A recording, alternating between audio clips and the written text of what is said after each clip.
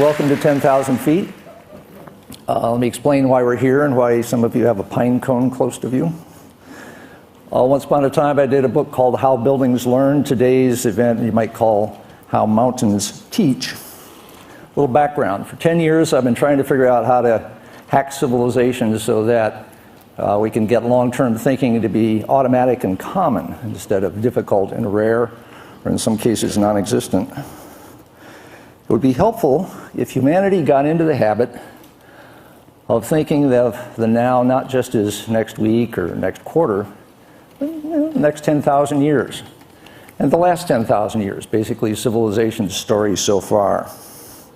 So we have the Long Now Foundation in San Francisco. It's an incubator for about a dozen projects, all having to do with continuity over the long term.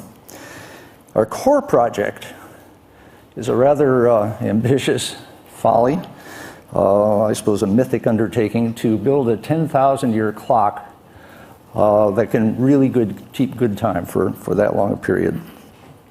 And the design problems of a project like that are just absolutely delicious. So go to the clock.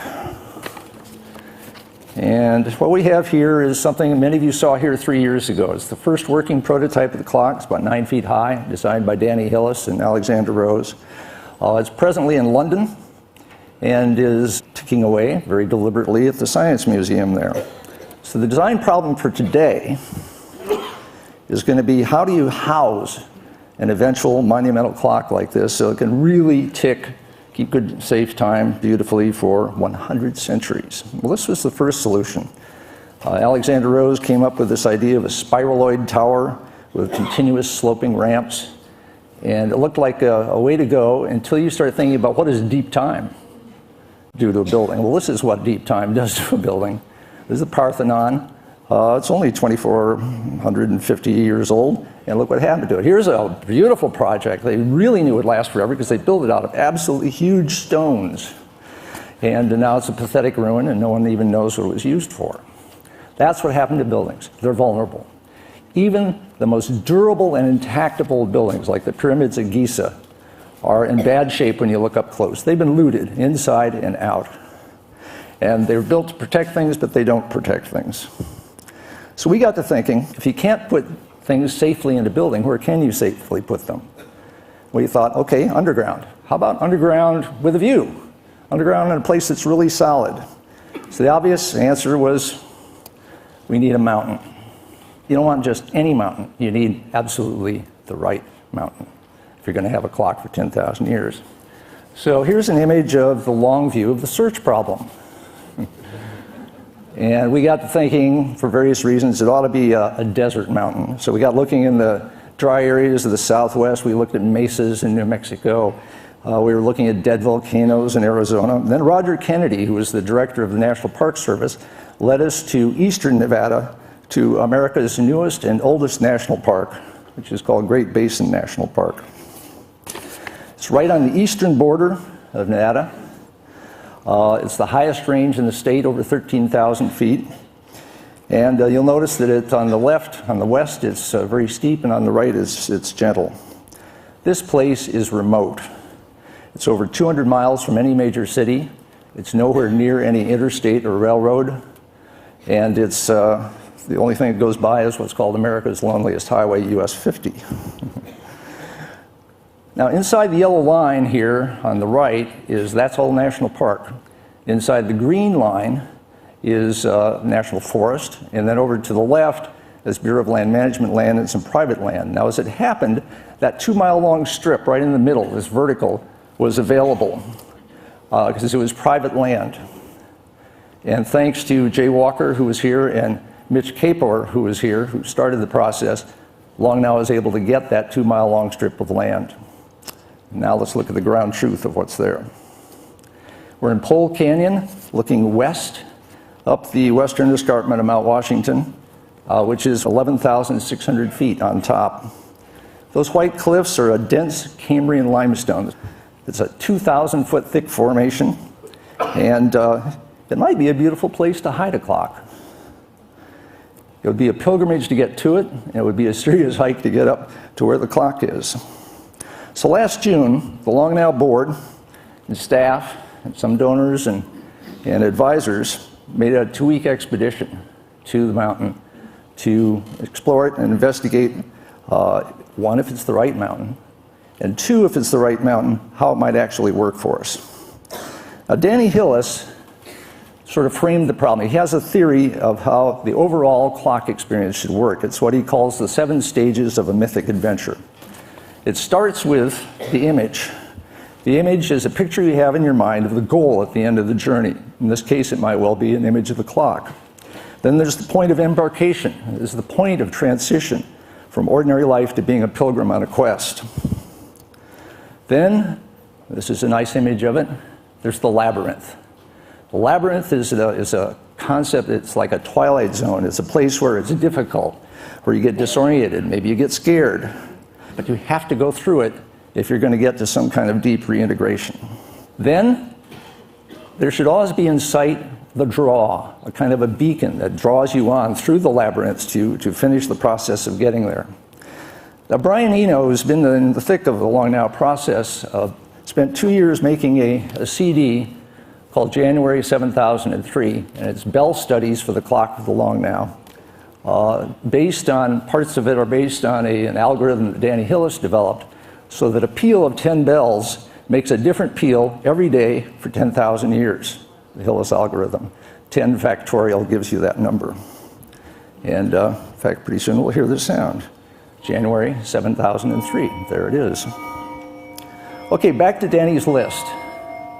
Number 5 of the 7 is the payoff. This is it, the climax, the goal, the main thing that you're trying to get to. And then Danny says a really great journey will have a secret payoff, something you didn't expect that caps what you did expect. Then there's the return. You've got to have a gradual return to the ordinary world, so you have time to assimilate what you've learned.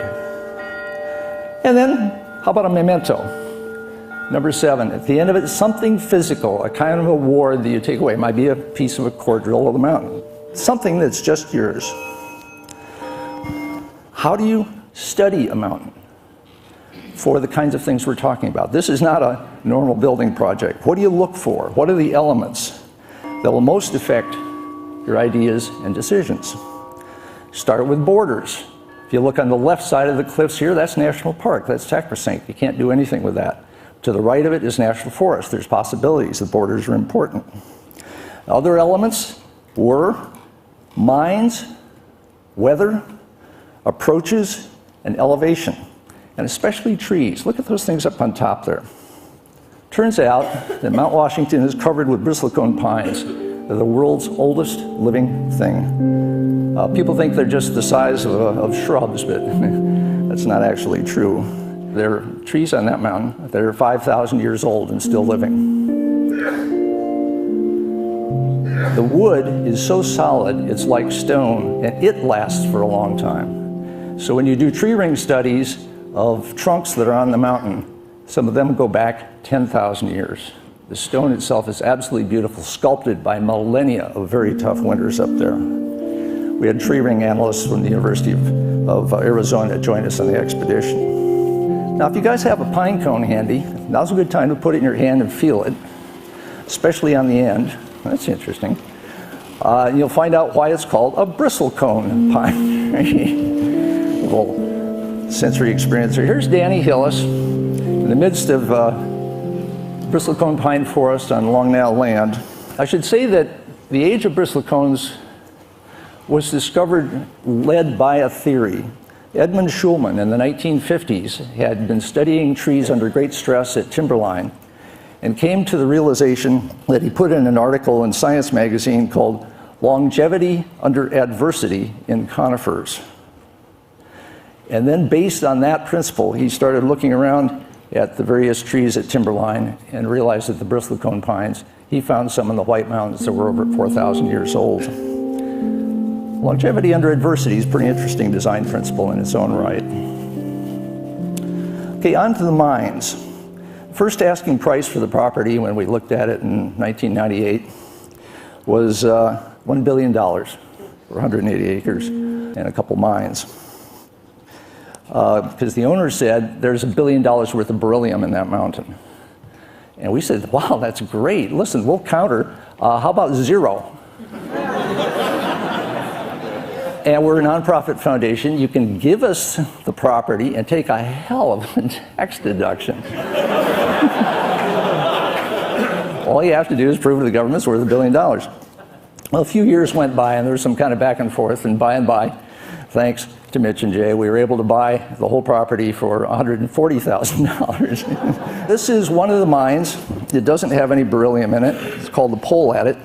And it does have tungsten, a little bit of tungsten left over. That's the kind of mine it was. But it goes 1.5 miles in a straight line due east into the range, into very interesting territory, except that, as you'll see when we go inside in a minute, we were hoping for limestone, but in there is just shale. And shale is not quite completely competent rock. Competent rock is rock that'll hold itself up without any shoring.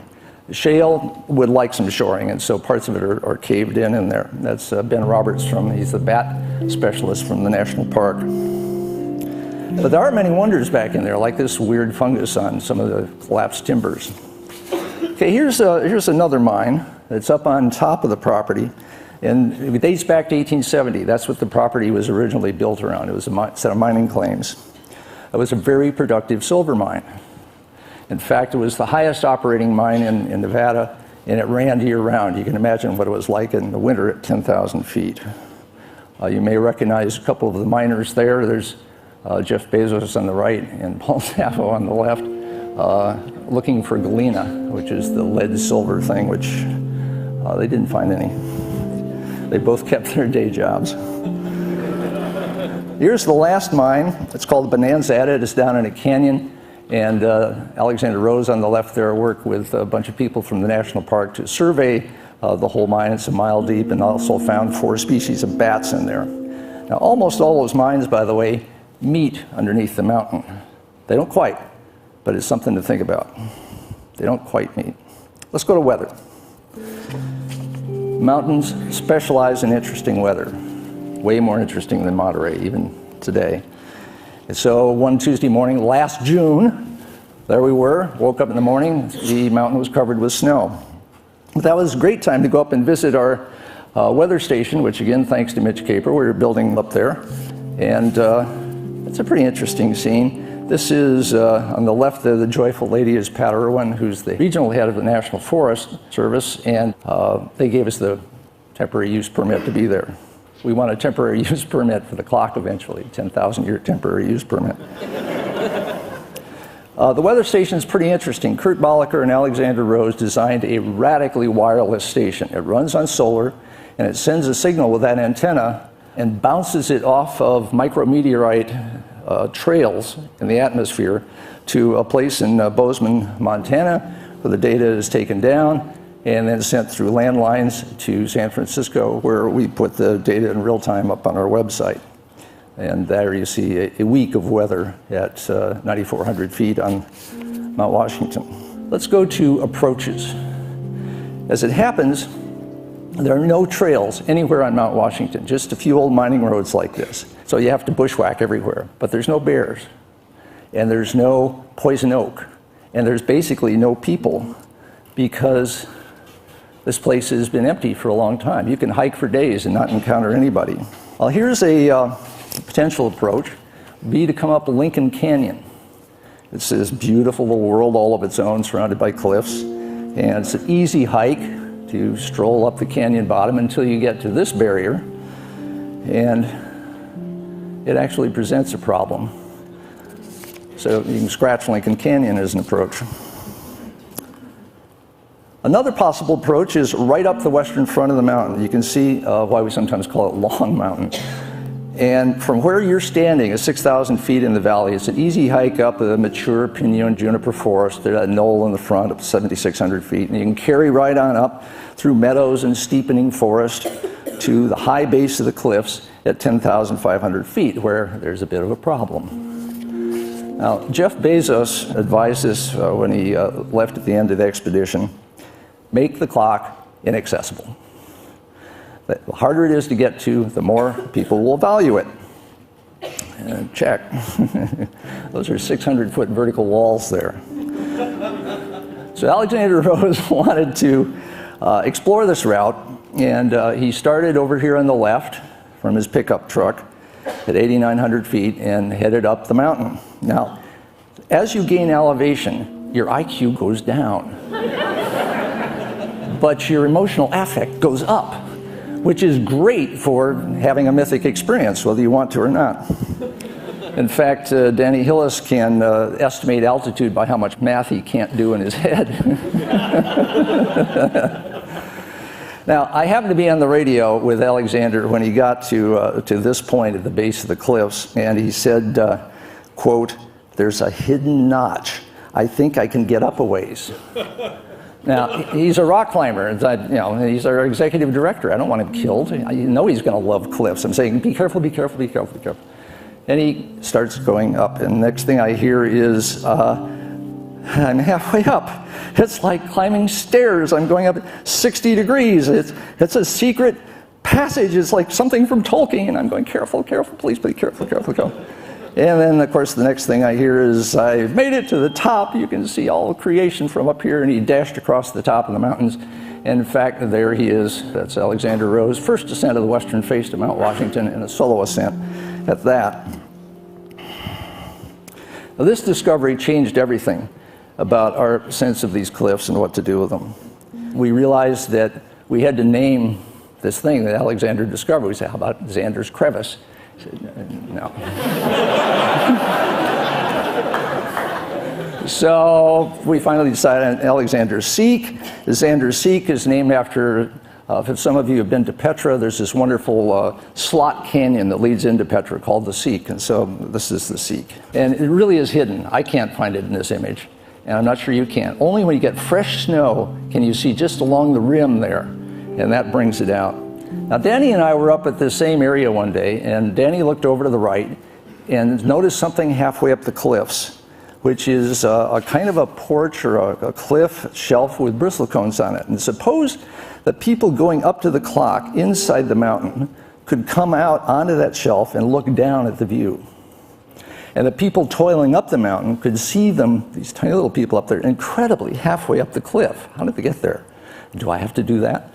And so that maybe becomes part of the draw and part of the labyrinth. You can get another angle on Danny's porch by going around to the south and looking north at the whole formation there.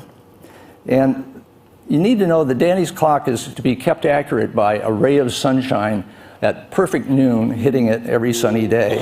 And the pulse of heat from that sets off a solar trigger which resets the clock to make it perfectly accurate.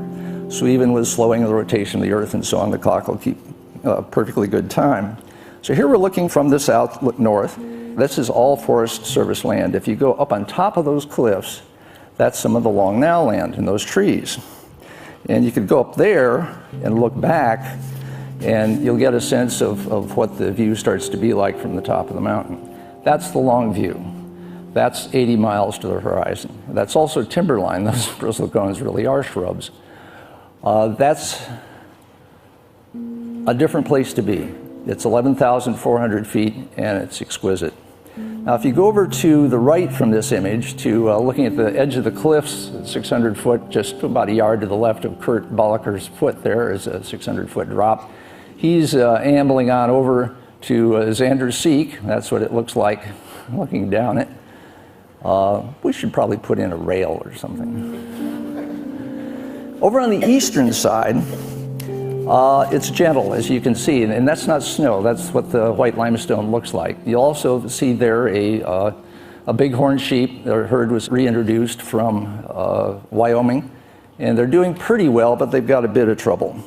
This is Danny Hillis. Then he's figuring out a design problem. He's trying to determine if where he is on a bit of Long Now land would down in the valley to be the actual peak of the mountain, because the real peak is hidden around the corner. This is what in the infantry we used to call a military crest. And as it turned out, the answer is yes. That is from down below in the valley. It does look like the peak, and that might be conjured with. We gradually realized we have three serious design domains to work on with this. One is the experience of the mountain. Another is the experience in the mountain. And a third is the experience from the mountain. which is really dominated by the viewshed of Spring Valley. There behind Danny, and if you look off to the right, out there 15 miles across the Shell Creek Range. In the front, there are 10 ranches strung right along the base of the mountains, using the water from the mountains. In fact, there are artesian wells where water springs right into the air. One of the ranches is called the Kirkby Ranch. I'll take you there for a minute. It's a very nice ranch, alfalfa and cattle, run by Paul and Ronnie Branham. And it's pretty idyllic. It's also hard work. And most of these ranches are having trouble keeping going. This is their view to the west of the Shell Creek Range. And if you go out of that line of trees at the far end, you'll see what the valley used to look like. This is Rocky Mountain junipers that have been there for thousands of years. And a scheme emerged that, long I was looking in to see if it might be possible to buy up the whole valley, because those 10 ranches with their 17,000 acres dominate a 500 square mile valley with their grazing allotments and so on. And there's a possibility that you could get the whole thing for $5 million and gradually restore it to its wild condition, and somewhere in the process turn it back over to the national park and double the size of Great Basin National Park. That would be swell. Okay, let's take one more look at the mountain itself. The clock experience should be profound, but from the outside it should be invisible. Now, at the base of the high cliffs, there's this natural cave. It's only about 12 feet deep. But what if it were deepened from inside? You excavated from somewhere, came up from inside and deepened it. And then you could have an entrance which was very rough and narrow as you first went in, but gradually becomes more refined and then actually quite exquisite. And this stone takes a perfect polish. You'd have a polished set of passages and chambers in there, eventually leading to the 10,000-year clock. And it's not a mine. This would be a nuanced evocation of the basic structure of the mountain. And you would be appreciating as much from inside as you do from outside. This is architecture not made by building, but by what you very carefully take away. So that's what the mountain taught us. Most of the amazingness of the clock we can borrow from the amazingness of the mountain. All we have to do is highlight its spectacular features and blend in with them. It's not a clock in a mountain, it's a mountain clock. Now, the Tiwa Indians in the Southwest have a saying for what you need to do when you want to think long-term about anything. They say, Pin, Peya, Obey. Look to the mountain. Thank you.